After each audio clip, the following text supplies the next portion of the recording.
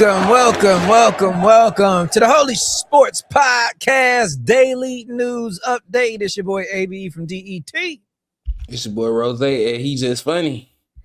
I'm that ball bro for the NYC with a brand new football head coach. Let's go, Big Blue all day. Let's fucking go.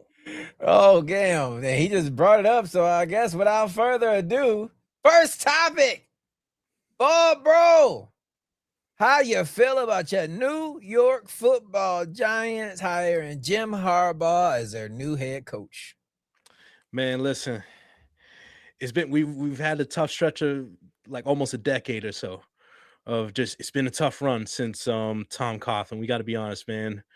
From Joe Judge to Pat Shermer, Brian Daboll. He gave me a glimmer of hope. Little glimmer of hope 2022, but looking back at it, maybe that playoff win against Minnesota is like the worst thing that could have happened. We gave an extension to Daniel Jones, which means we didn't pay Saquon Barkley. And of course, Barkley goes on and win the Super Bowl with the Eagles because, fuck the Giants and fuck my mental state of affairs, so why not? That just happens, man. Giants fans, we just take our medicine, but oh man, I'm not gonna lie. I was sweating this whole weekend, hearing delays, working some finer, tuning up some things. And now John Harbaugh's reporting directly to the ownership, not to Joe Schoen, just like he did in Baltimore. So that structure is still the same. So deal is finalized. And thank God with the other breaking news today, man, I would have been nervous as hell. But listen, we got the right guy, I think, for the job. And hopefully he brings Todd Monk in here for our offensive coordinator position as well. I think he did great things with Lamar Jackson. I think he'll be a great help for Jackson Dart. And we have a lot of great pieces for our offense. Dart, Scadaboo, Tracy. I like Theo Johnson as well. Wan'Dale Robinson. We get Malik Neighbors back next year. Our O-line, I think, did pretty solid this year. We lost a lot of fourth quarter games. I know Harbaugh had the same problem too, but new start, new breath of fresh air. And I think things are looking up for Big Blue, man. Definitely. Rose, how you feel about Jim Harbaugh headed to the Giants? Well, that's John. And, damn! That is John. Come on, man. Shout out to the graphics department for fucking it up. We're live, pal. I do like that. I do think I think Bob bro put it the best. They needed a grown up there for them. Having John Harbaugh there. And with that rowdy, the two pit bulls, Jackson Dart, Cam Scadaboo, and Malik Neighbors when he come back. And Wan'Dale Robinson was amazing while Malik Neighbors was out. So that'll be an amazing piece for them to go ahead and plug back when Malik gets back. The defense is pretty good with Abdul Kader and everybody else. It's just a couple of tweaks that probably need to be happening. But I do like the hire for them for real. And then like he said, like I'm kind of glad that they got him, and then I'm glad we got our coach in Atlanta too before Sean McDermott got fired today. So definitely that's a good hire for them. Perfect timing for them. Next up, they say one man's trash is another man's treasure. Cleveland will call this man complete trash. But Rose, is this your treasure for your Atlanta Falcons as Kevin Stefanski is the new head coach of your home team? I think it is, man. It definitely is. Kevin Stefanski, aka OPF Steph. I don't like how the city is treating him right now. Especially fans of my descent, because I don't know what they expected. And they talking about we don't like how he did Shador or anything like that. Shador don't got nothing to do with us at all. Right. At the end of the day, do I like how he did Shador? No, but I still understand, like, you don't want to sit up here talking to the press about your 5th round quarterback. that's just how it is. You don't want to sit up here talking about your 5th round quarterback. And it's not just Shador. Shador is not the first polarizing quarterback I seen head coaches not like to deal with. Tim Tebow, Johnny Manziel. Like, you look at either one of their head coaches, neither one of their head coaches really want to deal with them. So, like, of course, he didn't want to deal with it. He left that situation. He coming to Atlanta. I do like him. I think the offense is going to be great. I feel like he'll know how to use Kyle Pitts finally. You got Drake London. I feel like we got everything except maybe a quarterback. Michael Penix is probably going to be his tried year because I feel like the Michael Penix pick is the reason why Raheem Morris and the GM is not with us no more. So I feel like that's why they got fired. We do got a good young defense. So, yeah. And like I said, I'm just glad we got him because, Buffalo, Josh Allen, that might be the best job right now. I don't know. But Definitely. I'm glad to have him. Hey, somebody got some knocking on the table going heavy in the mic. That was me because when I started thinking about that Buffalo job, I started getting nervous. Bro, can Kevin Stefanski turn things around in Atlanta? I think so because they're right there. And let's not forget the division they're in, the NFC South. The Panthers won the division and went to the playoffs with 8 wins. They went 8-9. And I mean, let's be honest, the gap between them and the Panthers, I think they're neck and neck, essentially. I mean, I think there's a lot of turnover in the NFC South. We don't know what Tampa Bay is going to be. I mean, Baker, let's see. I don't know. I kind of feel he might start to dip a little bit. I think Mike Evans is closer to being on the way out, So it could be turnover in that division. You can go from worst to first or not making the playoffs and making the playoffs the next year. And like Rose said, I think they're a quarterback away from being a serious threat in the NFC. And I agree with Rose what he said. I think this is Michael Penix's year. Like, he has to prove it. He has to show. I mean, we all remember that draft when Penix was picked. Like, we saw the camera with the GM down there and goddamn, what's the owner's name again? Rose down there, Arthur Blank. Yeah, when Arthur Blank, we saw it on camera. We saw the look on Blank's face right in front of the face of the GM. Like, we all read lips. Like, what the are you doing? I just signed Kirk Cousins to this mega contract. And you taking this dude with my top pick, like. And now, like you said, both the coach and the GM aren't there. So now I think this is 1 year. It's a 1 year trial for him, see if he's the guy of the future. And if not, I'd say this offseason, look towards getting yourself a veteran backup quarterback who could be serviceable if you got to put him in early. But I think it's a good move for the Falcons. Definitely. I think it's a good move too. I had to Google this next hiring. Same here, man. The Dolphins hired Jeff Hafley, who was the defensive coordinator for the Green Bay Packers. Miami, fuck that. We ain't spending no money. We got good weather and bad bitches. We gonna hire whoever to come down here, and they gonna come. And that's exactly what they did with this one right here. It wasn't flashy, wasn't unspectacular, but he's a defensive guy, and Miami was slacking there in the defense. Bro, how you feel about Jeff, the new head coach for the Miami Dolphins? I mean, I'm right there with you. I had to Google who the fuck is Jeff Hafley? Yeah, defense coordinator for the Packers. And then I'm like, damn, you want the defensive coordinator for the team that gave up a 3-touchdown lead in the playoffs? I mean, but you know what? Listen, let's be honest. The Dolphins right now, they should be in rebuilding mode right now. They need to blow it all up right now. I don't know how they can do it with Tua, get out of that deal ASAP. I don't know what the cap hit is going to be if they were to release him. I think the deadline is in March, I believe. But I mean, they should be in full rebuild mode. They should be trading any high value assets for any sort of draft compensation in the future, whether it's Tyreek Hill or Waddle or whoever. I mean, listen, with the Bills and the Patriots in their division, they're nowhere close to even being in playoff contention from now. So I mean, I would hope that they brought him in saying listen, it's going to be a rough couple of years here. We might be blowing it up, we might be going a different direction, but that should be their priority. I mean, anything else would be foolish expectations on the Dolphins' part. Definitely. Rose, how you feel about Jeff Hafley, new head coach in Miami? Well, it's funny y'all say y'all Googled him because I just Googled him right now. So, and Far as I see, like, and when I say Google them, I Google the Green Bay defense. Far as I can see, they in the top half. Like they 12th is the 12th total defense. 311.8 yards per game. Scoring defense, 21 points allowed per game. That's 11th. Passing defense, which is kind of important in the AFC North, dealing with Josh Allen and Drake May. It's 194 per game. So I can see why he got hired. They just want something to do with defense. I think the Dolphins they got a pattern every time. They'll make a big hire, and then after they get rid of the big hire, they be like, you know what? We just want to go back to the regular hire.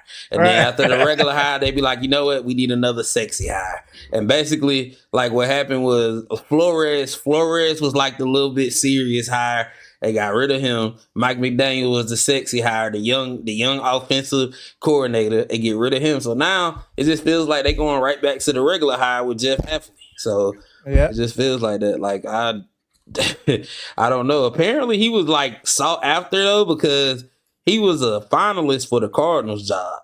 So yeah, I mean, shit. Let's be honest. Between the Dolphins and Cardinals, it's like pick your poison. Take your pick. Between those two organizations. So I'm not surprised. At least the Cardinals. At least the Dolphins have beaches. So exactly. Yeah, you went in the desert out there. You went for Walter White and Breaking Bad out there in Arizona. So next up, oh my God, my Lions, my Detroit Lions hired Drew Petzing as their new offensive coordinator. He is the former offensive coordinator for the Cardinals. I saw this and I just scratched my head. I said, why? I had to look up his history. He's a tenured offensive coordinator. He's very, very skilled at play calling it. Been doing it a long time. I think Dan Campbell wants someone who isn't going to be jumping ship anytime soon. This is definitely that pick. But then I dove a little bit deeper.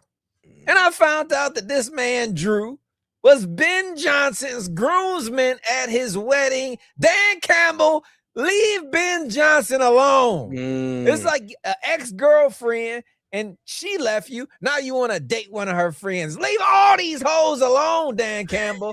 Go to a new club, a new environment, find you some new bitches, all right? This recycling routine may not work. He was at Ben Johnson's wedding, but he ain't Ben Johnson, all right? Fellow bald, bro, I respect that, Hopefully, that baldness will bring some luck to his side. But he is the new offensive coordinator with one of the most high-powered offenses in the NFL, so you can't do too much wrong. Rose, how you feel about Petzing, the new offensive coordinator for the Lions? Other than the Ben Johnson thing, from what I can see from the rankings, just good because I'm just Googling these coaches' rankings because I don't know who they is. The Cardinals in offense, they were 19th in total offense. So I don't see that being like very impressive. They were top 10. They were 7 in total passing. But this is the alarming thing to me because you have Jahmyr Gibbs, you have David Montgomery, and this is the problem they had last year was trying to figure out the running game, and I feel like that's what came bite them in the ass, to be honest. The Cardinals was 31 in the running game. The only team worse than them in the running game was the Raiders. Oh my God! So they was almost basically last with 93 yards per game. So like other than that, and then scoring offense, it's like. He 22nd scorer offense. Like, I don't see like why he got like the Jeff Hafley hire. I could see. I was like, okay, top defense. Okay, cool. Maybe y'all like his personality or something. Cool. Okay, I get that. But this one, other than the Ben Johnson thing that you mentioned, like, it's no reason. And I feel like I hate to say this because I love Dan Campbell so much, but I feel like hiring people like this, it just kind of shows that you peak. Yeah. It just kind of show you peak for real. Yeah. That's all. Yeah, I see what you mean. Bob, bro, how you feel about Drew Petzing, the new OC in Detroit? I mean, like you said, there's like in a weird way some sort of connection with Ben Johnson. So, like you said, like you miss your ex, you can't get your ex back, but you get like an ex, too, like you're not getting your X back, but something similar. The features Yeah. and similarities are right there, but it's not quite that. You're not gonna have that same magic that you had the first Nah, time nah. around, and it never works out. All right, and all the men out there, I think anyone out there, I think can speak to that. But I mean, this doesn't look good right here. Their point differential last year minus 133. I mean, like the offense was not putting up points. I mean, it's like I said, but I mean, that was the Cardinals. I mean, now you come to Detroit, you got Sonic and Knuckles as your running back, so you should do better. You got a better quarterback. Got the better quarterback. You could damn do better than 31st in running and rushing in the NFL. I mean, I think with the Lions, it's more about health. We talked about it a few weeks ago. It's your safeties, Branch and Kirby. If they come back, and it's health. I mean, like the Lions were riddled with injuries throughout the entire year. Like, so I just think you need someone who's stable and someone who's competent at the OC position, who knows the weapons he has, who will put him in the right packages, the right situations to succeed. And it should be okay. But like I said, I hope Rose is wrong in the instance where hopefully like they didn't peak under the Ben Johnson years. And hopefully I could recapture that offensive magic you had a couple years ago. Definitely. We talked about a lot of coaches getting hired. Now let's switch gears to coaches getting fired as the Bills fire Sean McDermott. Came out of nowhere. They said enough is enough, and it's enough. Done with him. Off to the new coach who will be launching their brand new stadium next year. I think that was all in plans, but he's out of there. He did a damn good job. One of the most winningest coaches in his tenure. So it was shocked me, but new stadium, new coach. Just trying to give life to that team. I see what they're doing. Rose, how you feel about McDermott out at Buffalo? Well, first off, I think Kevin Stefanski and John Harbaugh are probably kind of like, but then like you got to think of like, I just thought of this, like Sean McDermott being available. It kind of makes it hard for them to get a job too, because who says the Falcons or the Giants wouldn't want to hire Sean McDermott? Right. So they should be happy where they at too. The Bills, it does seem like the best job right now. Of course, you got Josh Allen. It feels like that defense needs just something. Like that defense, I don't know. It just feels like something with the defense. I think the offensive line is good, which is crazy for a team that doesn't have a head coach right now, because usually that'd be the number one thing that's wrong with the team is the offensive line. But the offensive line is good. James Cook. I think the only thing about the team is maybe the defense and the receiving. You got Kincaid, you got Knox at tight end, you got Shakir. But after you get past Shakir at wide receiver, who do you got? Right. Like Keon Coleman. Everybody know Keon Coleman went viral for Cam Newton talking about you like cookies. And because I think Keon Coleman and Xavier Legette, those two people might just be out of jobs like soon. Yeah. So I think you got to find another wide receiver for Josh Allen, and you probably got to do something for the defense. But I think the Bills will find a coach. They'll get whatever coach they want to pick, and I think Sean McDermott gonna get a job pretty quick. So I think he'll be all right. Definitely. Bob, bro, how you feel about Sean getting a can in Buffalo? I mean, I'm not gonna lie, I was kind of shocked by the news.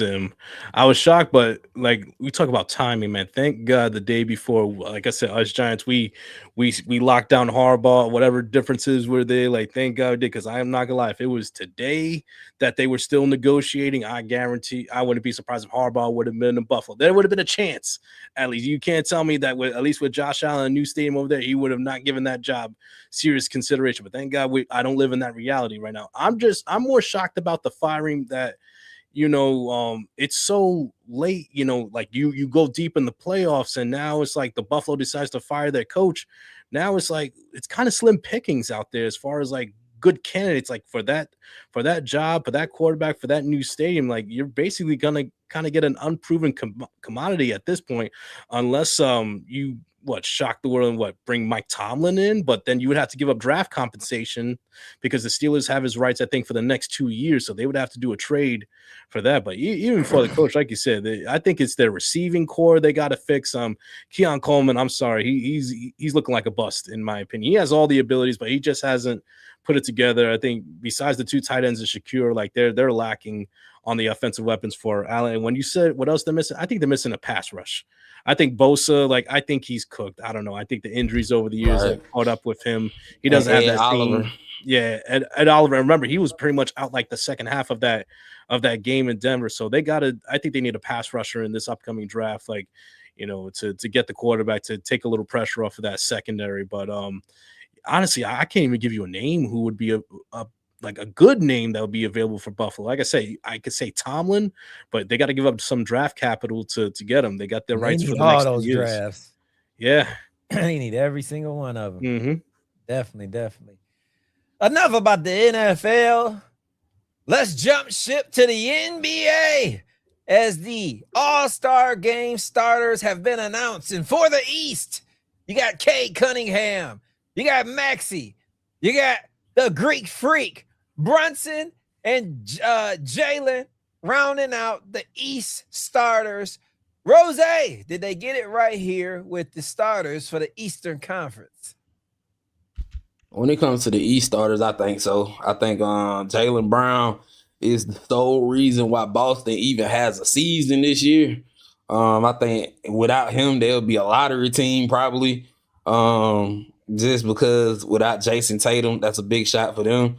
Jalen Brunson is doing his thing. Of course, Giannis is Giannis. And Tyrese Maxey as another, I think, reason why the Philadelphia 76ers have a season this year. Facts. Without him.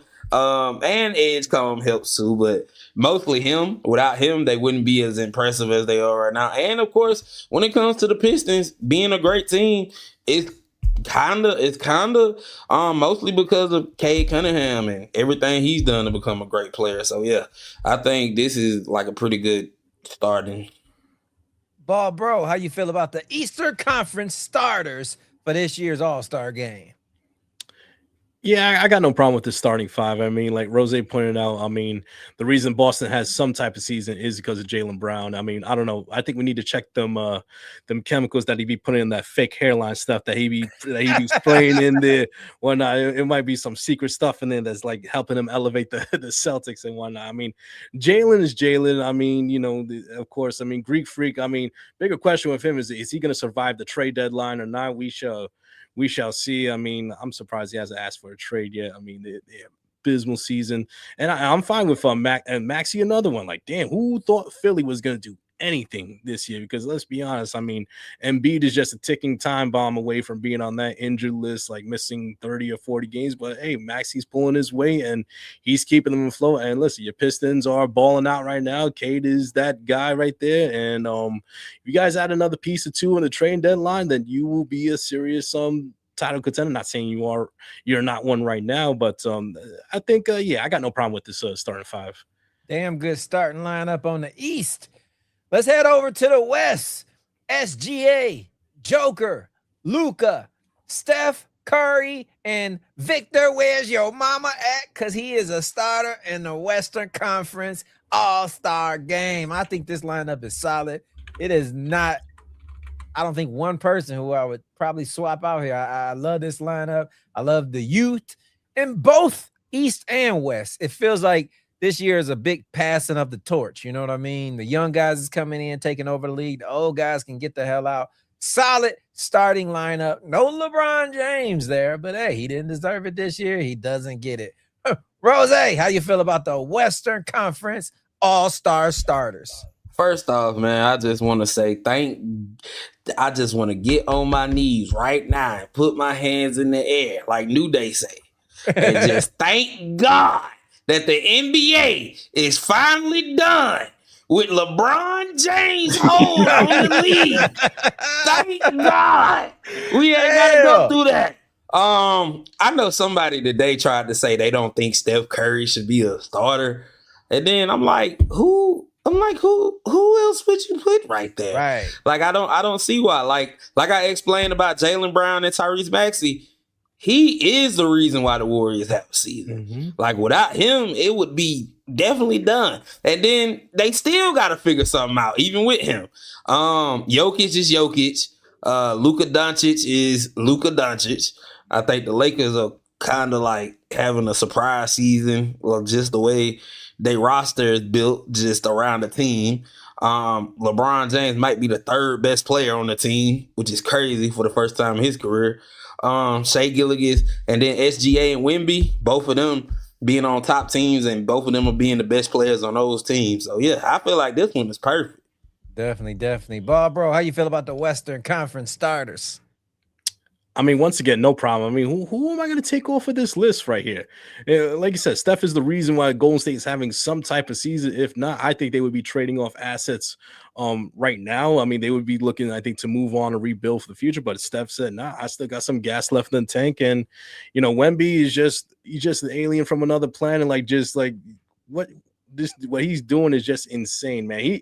He's like, the Spurs might be the only team I think have a legitimate shot in a 7-game series against the Thunder at this point, just because of Wemby. I mean, like, he's gonna have to play off the change. I mean, Jokic is Jokic, and you know, listen, it's come on, Luka, there's no doubt. And listen, about LeBron James not being a starter, it's okay. 23 years, and 2 of them he's not an all-star. His rookie year and year number 23. It's okay. He's only played 24 games this year. Father Time is caught up, and that's not a bad thing, man.